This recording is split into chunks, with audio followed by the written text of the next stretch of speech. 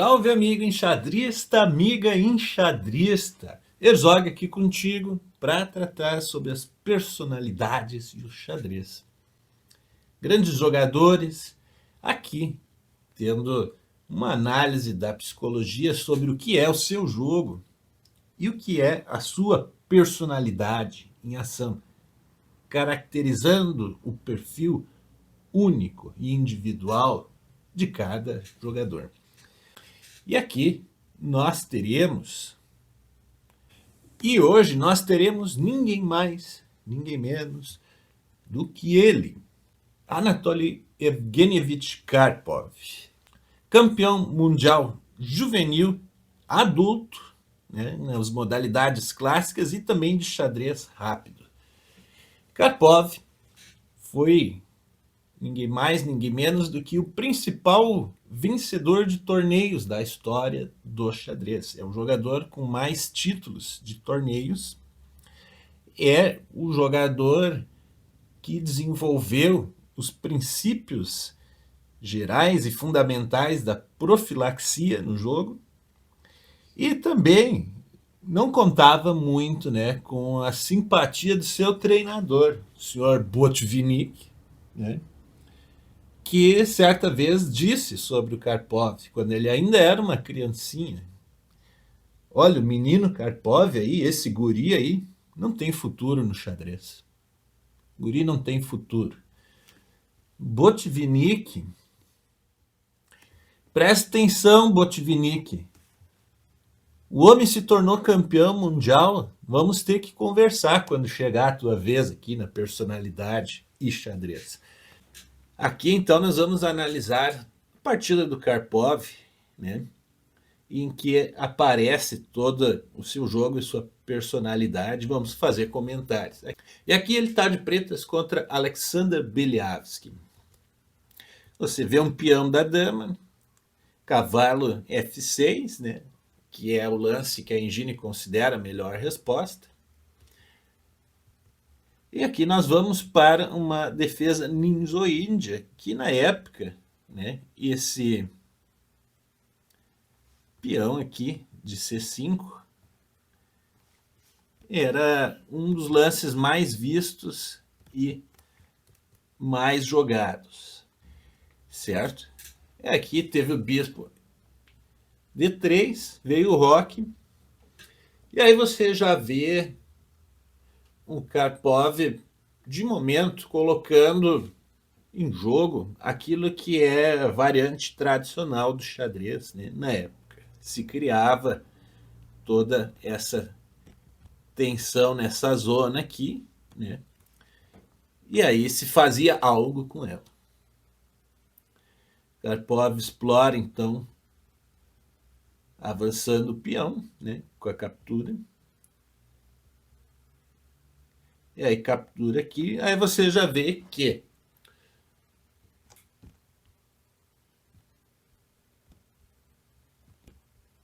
a ala do rei do Karpov está bonitinha aqui, conservada, tudo protegido.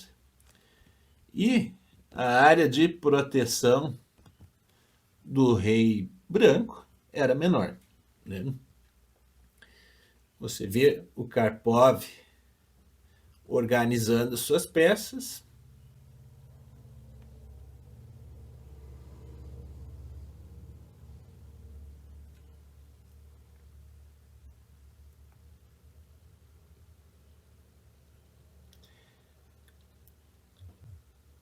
E aqui esse tipo de posição era relativamente padrão. Agora nós vamos começar a ver um pouco, né, do que era a personalidade dele em ação, né? Quando essa torre foi jogada aqui, ele joga esta outra aqui, né? E isto é uma medida profilática, né? Porque se trabalha com a ideia de um ataque que ainda pode vir, né? E ele tinha muito isso, né? Aqui, como existe essa cravada, né, Karpov sai dela.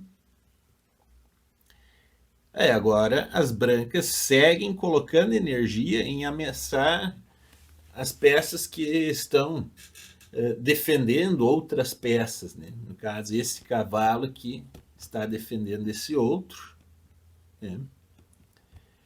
E isso revela também um super ataque aqui nesta coluna.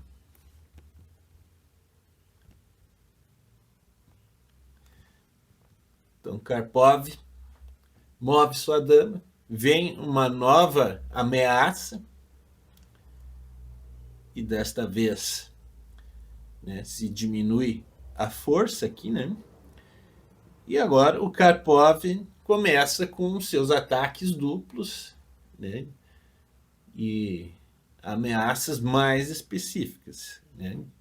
Ele retorna aqui, atraindo, né, o avanço desse peão, volta mais um lance. E repare que ele era certamente um jogador muito paciente, né? Um jogador muito tranquilo, né? O adversário poderia vir a explorar, né, essa diagonal aqui. Ele já se antecipa, né, coloca mais uma defesa aqui, evita mais um problema. O adversário tenta ameaçar de novo aqui, né, esse cavalo, né? E aí Karpov, com a sua genialidade, né, ele tira duas peças, né, com esses dois peões que ele recém moveu, ele tira duas peças, né, de ação e piora a estrutura, né, do seu oponente. Você vê que Karpov não tem peões aqui, né? Só o oponente, mas ele não tem tempo de usar, não consegue usar. E o Karpov tem lá sua estrutura bem organizada.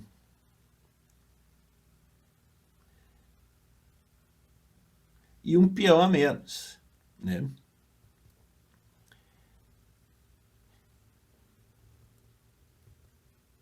E uma coisa que ele sabia fazer muito bem era justamente transformar, né, vantagens, né, transformar posições a seu favor. Você vê que ele segue com um peão a menos e as qualidades, né, até são parecidas, né? O que difere é um bispo de cada cor, né, para cada jogador, né? E repare como Karpov tinha uma genialidade de deixar o jogo do oponente sempre ruim, né? Essas peças têm a seguinte conexão, né? Mas, se houver uma captura aqui, tem a recaptura.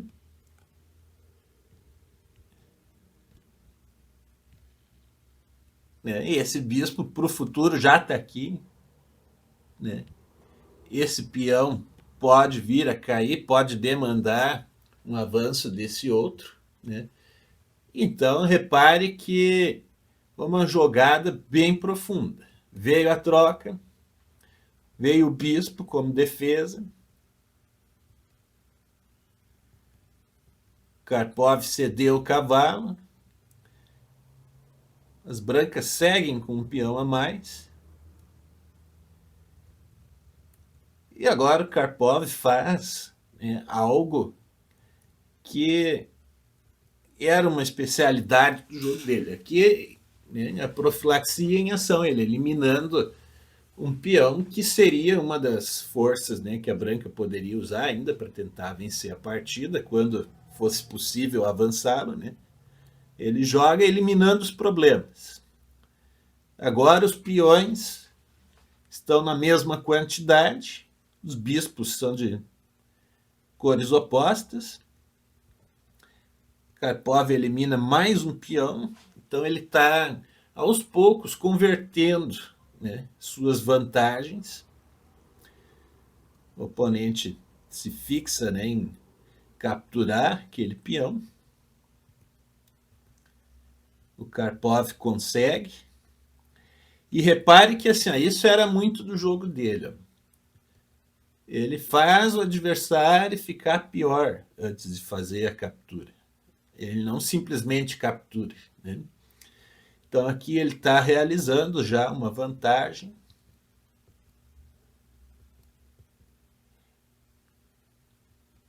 Né? E o oponente vai ficando cada vez mais sem lance. Né? Perceba que os planos que são possíveis para as brancas são tudo muito vagos. Né?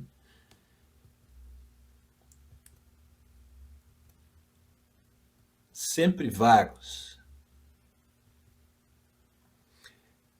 E o Karpov lentamente vai avançando, vai progredindo,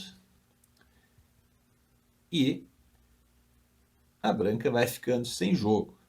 Ó, conseguiu realizar um avanço, garantiu aqui mais umas casinhas.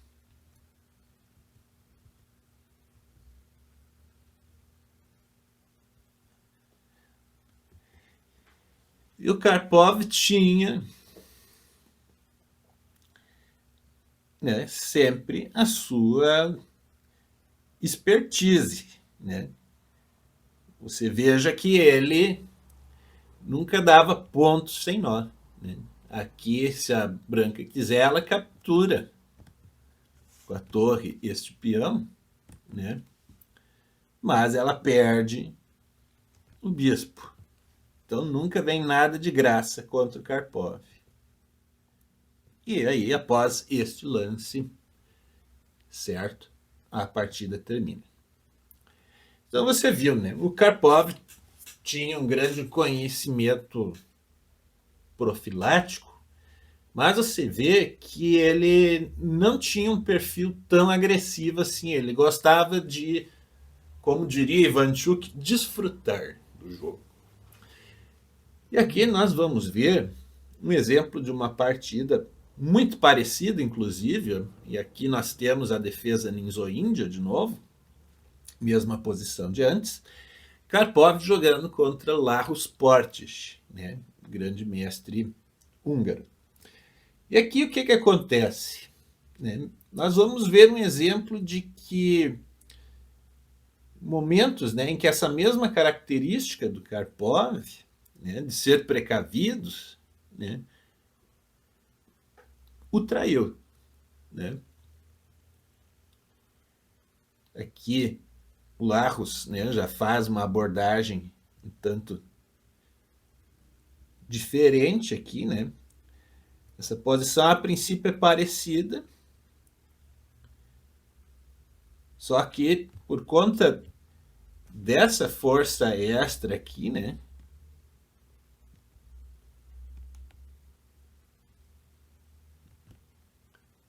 Nesse peão,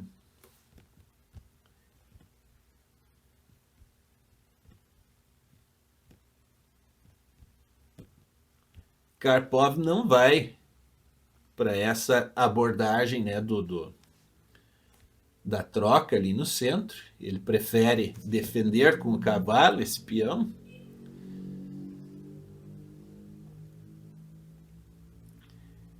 E aí repare você que o Lajos, né, nessa forma de conduzir aqui, ele ficou menos desguarnecido, né, que o Beliavsky da partida anterior. A gente, de certa forma, poderia até se perguntar se o Lajos não estava assistindo a partida anterior. Né? Repare que o Karpov vai fazendo coisas parecidas, mas ele ignora o avanço desse peão, que já capturou aqui. Nesse avanço dele, capturou um peão e agora uma peça. né?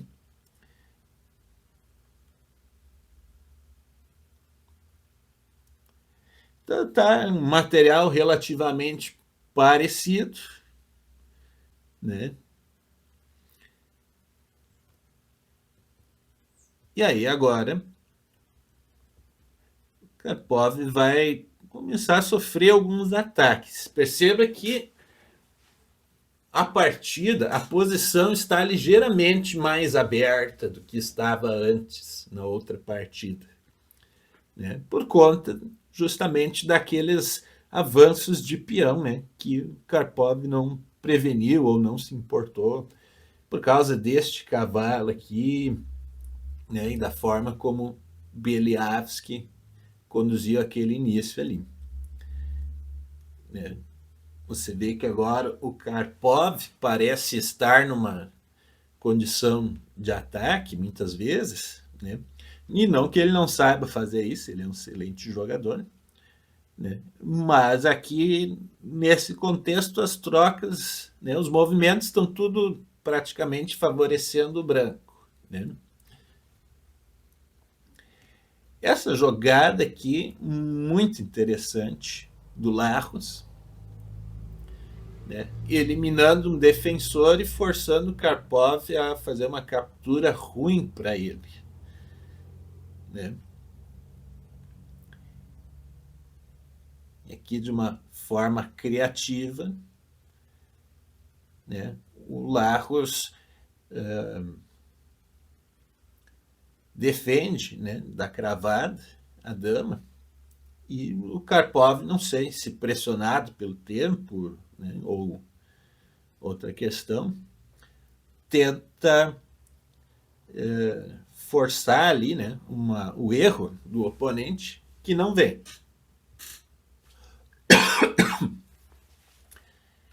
né? Não vem o erro, o oponente defende, mas o Karpov coloca mais força aqui, né?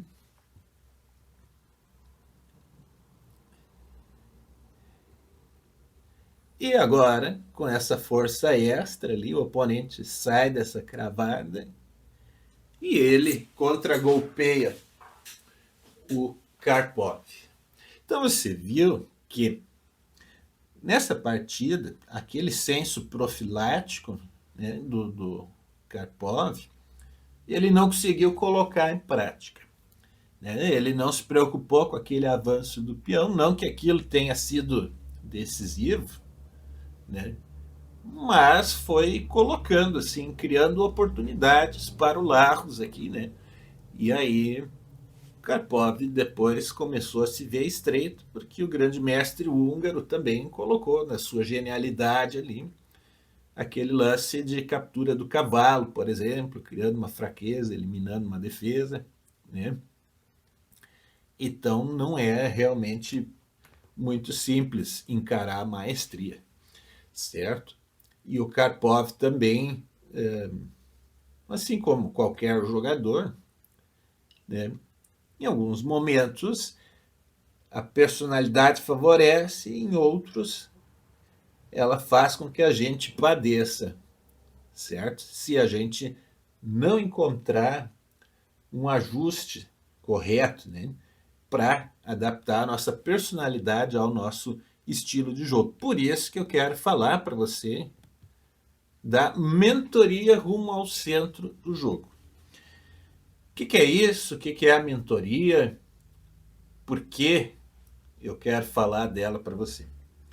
No nosso jogo de xadrez, todas as preferências da nossa personalidade estão presentes, né? E essas preferências, elas orientam a nossa percepção, orientam as nossas reações diante daquilo que estamos vendo e sentindo, certo?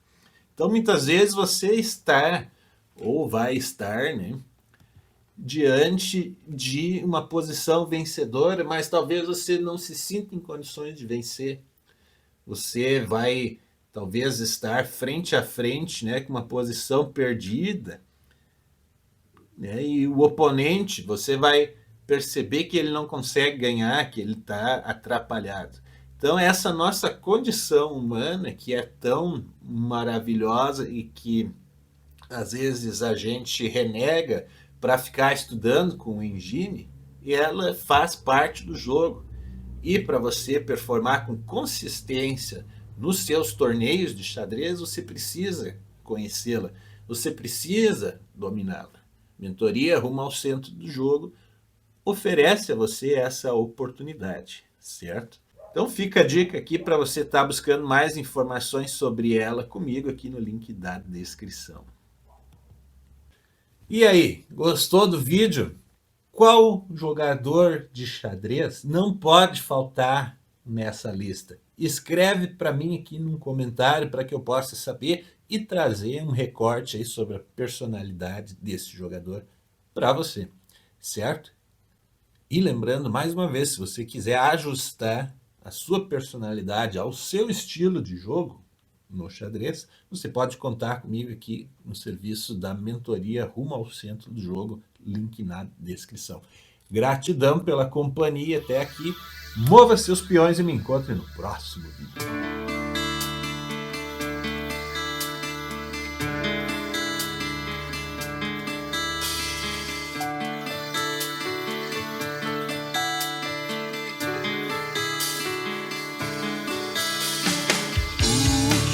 Dizer da vida